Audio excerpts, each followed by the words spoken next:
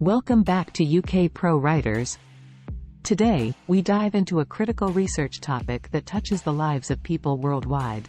Assessing how international financial institutions' policies affect income distribution in recipient countries. But first, why is this research so important? Importance of the research topic. Income distribution shapes the socioeconomic fabric of nations. The policies of international financial institutions can either exacerbate or alleviate this inequality. Understanding these dynamics is crucial for fostering sustainable development and ensuring social justice. Real-world examples. In 2019, the implementation of IMF-backed austerity measures in Argentina led to widespread protests.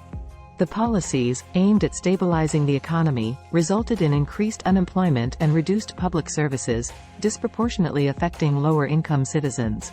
This real-world scenario underscores the urgency of understanding how such policies impact income distribution. In the early 2000s, a sub-Saharan African country faced a severe debt crisis and turned to the IMF for assistance. The imposed structural adjustment programs included cutting public spending and privatizing state-owned enterprises.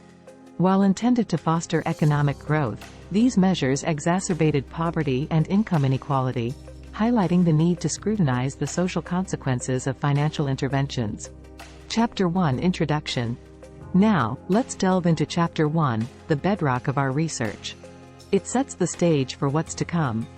Chapter 1 typically includes an introduction to the research problem, providing context and significance. It outlines research questions, objectives, and the rationale for the study, setting the stage for the entire research endeavor. Research problem. Our research problem lies in understanding how IMF loan conditions influence the income distribution patterns in developing nations. Research significance. This study is significant as it sheds light on the potential consequences of these policies on the most vulnerable populations. Research questions. How do IMF policies impact income distribution in recipient countries? What role does governance play in mediating this impact? Are there variations in the effects across different regions? Research objectives. To assess the correlation between IMF loan conditions and income inequality. To identify the key governance factors that moderate this relationship. To compare and contrast the impact across selected developing regions. Research rationale. This research is essential for informing policymakers, academics, and the public on the potential consequences of international financial decisions on societal well-being. Chapter 2 Literature Review. Chapter 2, where we build on existing knowledge. Chapter 2, the Literature Review, critically examines existing research and theories relevant to the study, identifying gaps and building a theoretical framework. It provides a comprehensive overview of the scholarly landscape, laying the groundwork for the research's theoretical foundation. Let's explore the literature that forms the foundation of our research. Suitable subtopics. Global income inequality trends, historical impact of IMF policies and theoretical frameworks in income distribution. Theories and models. Dependency theory, modernization theory, and world systems theory. Literature gap. Identifying a literature gap is crucial. In our case, it could be the lack of studies examining the nuanced impacts of IMF policies on specific demographic groups within recipient nations. Chapter 3 Methodology. Methodology is the blueprint for our research. Chapter 3, the methodology, outlines the research design, including the conceptual framework, research philosophy, approach, and strategy. It details the chosen data analysis methods, ethical considerations, and discusses the limitations and delimitations of the research.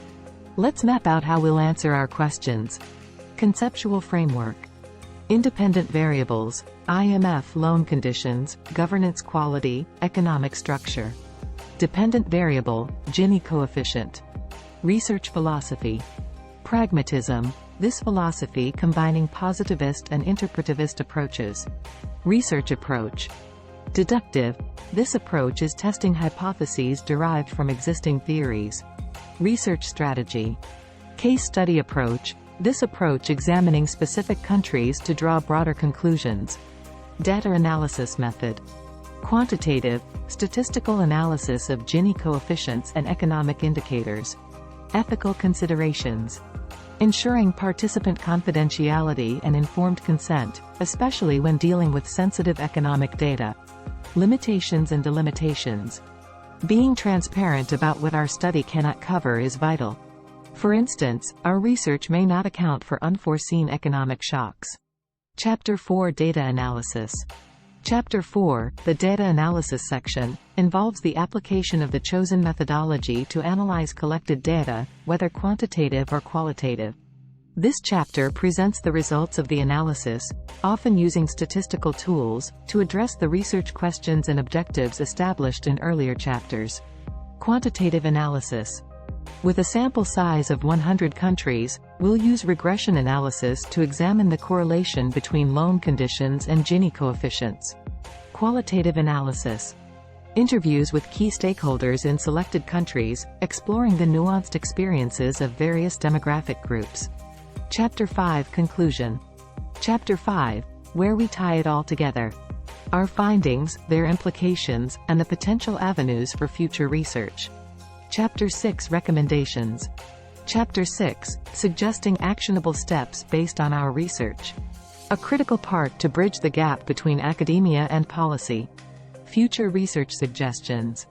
As our understanding deepens, future research could explore the long-term effects of IMF policies, considering evolving global economic dynamics and emerging financial institutions.